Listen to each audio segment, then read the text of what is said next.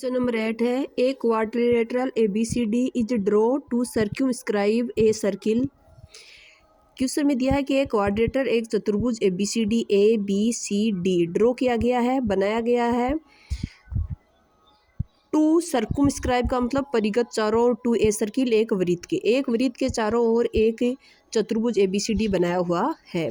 Prove that हमें सिद्ध करना है कि AB plus C D equal to होना चाहिए AD प्लस BC, कि ये आमने सामने के अपोजिट जो साइड हैं उनका जो सम है वो एक दूसरे के इक्वल होना चाहिए। ठीक है, हम पहले ही पढ़ चुके हैं कि ये जो वृत्त होता है, सर्किल होता है, उसके किसी भी एक्सटर्नल पॉइंट यानी बाह्य बिंदु से उस पर दो स्पर्श रेखाएं खींची जा सकती हैं और उनकी दोनों की लेंथ हमेशा बराबर होती है। तो ये मान लो कोई बाहर कोई पॉइंट A है, इससे इस वृत्त पर दो स्पर्श रेखाएं AS और AP खींची गई है, तो ये दोनों इक्वल होंगी।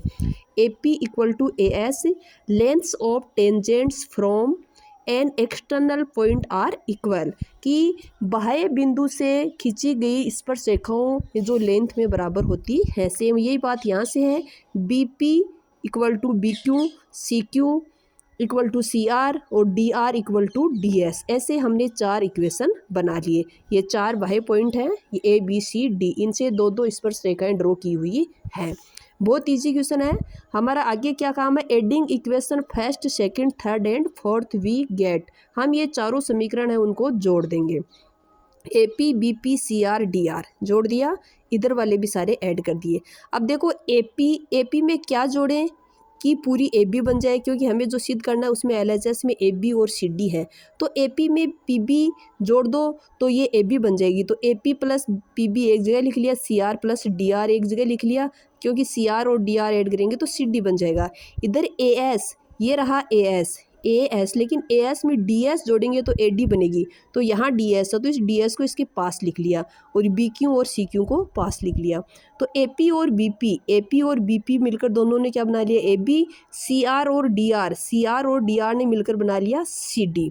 ऐसे ही AS और DS ने मिलकर बना लिया AD। BQ और CQ ने मिलकर बना लिया BC।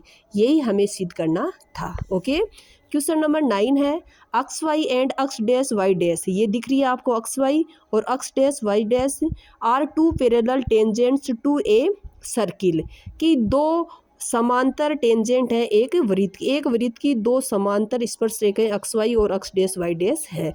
एक दूसरी अन्य, देखो इस पे लिखा हुआ है x with centre O and another tangent, एक दूसरी स्पर्श रेखा AB with point of contact C, एक स्पर्श बिंदु C है इस सर्किल का, वो एक अलग टेंजेंट एक अलग स्पर्श रेखा AB है जो इस वृत्त को C पे क्या करती है, टच करती है।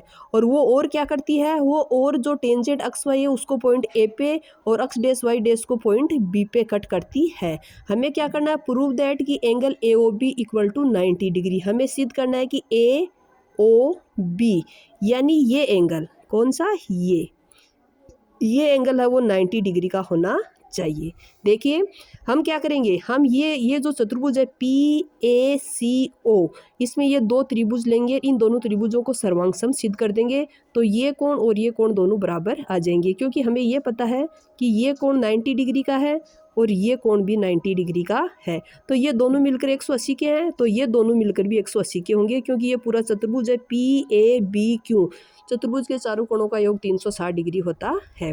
In triangle AOP and AOP और यह AOC, इनमें क्या है देखो, OP और OC बराबर है क्योंकि दोनों रेडियस हैं।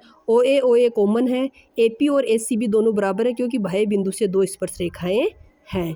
ठीक है, तो तीनों भुजाएं इसकी बराबर हैं, तो बाई SSS कॉन्ग्रुएंस रूल से ये क्या हो गया, सर्वांग सम हो गया।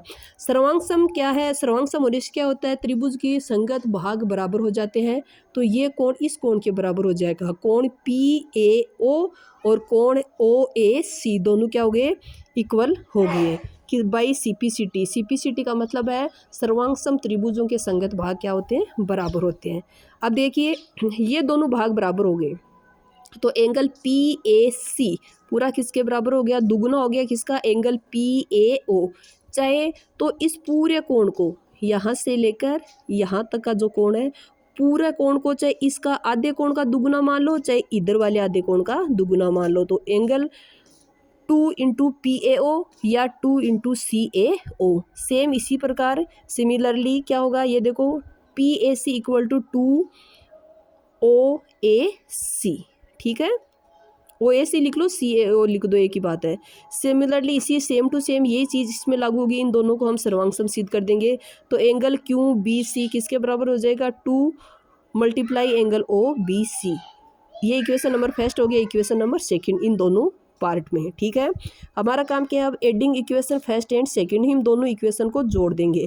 तो एंगल PAC और QBC दोनों जुड़ गए। इधर क्या है, 2 तो दोनों में कॉमन ले लिया, एंगल OAC और एंगल OBC, PAC और QBC, PAC और QBC यानी पूरा ये और पूरा ये।